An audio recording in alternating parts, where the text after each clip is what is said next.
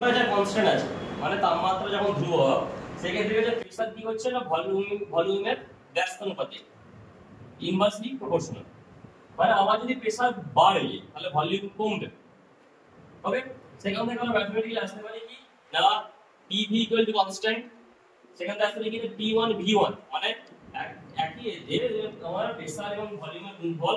আমরা যদি সেখানে দুই প্রেসার চেঞ্জ করতে পারি তাহলে ভলিউম চেঞ্জ হবে। তাহলে কি হবে না pressure P1 V1 equal to P2 V2 equal to P3 V3 equal to Pn Vn মানে নাম্বার অফ যে কোনো প্রেসার যা হবে ভলিউম দাও বলে। তো হাতে আমার কাছে দেখো একটা সিলিন্ডারের মতো একটা যার মধ্যে একটা বেলুন দেওয়া আছে। এই বেলুনের মধ্যে নির্দিষ্ট একটা ভলিউম আছে। এই ভলিউমের যদি প্রেসার প্রয়োগ করি তাহলে আমার পলিসের ল অনুযায়ী তার চেঞ্জ হওয়া উচিত। কি হওয়া উচিত?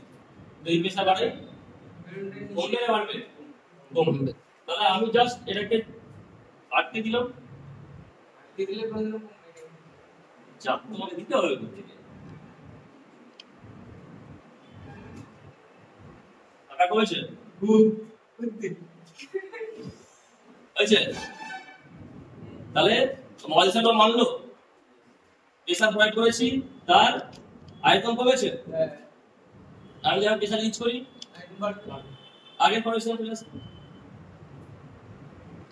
হলো। একই জিনিসটা যদি আমি উল্টো ভাবে করি কি করলাম, তো এরপরে আমি প্রেসার যদি প্রেসার দিলাম এটা কমাবো পরে টেনে নেবো, তাহলে তার আয়তন বাড়া কত? প্রেসার কমানো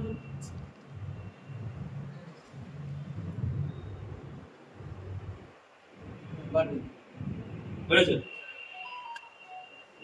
আবার যে সিরিজ করবো একবার একটু বসে বলে বয়স হলো।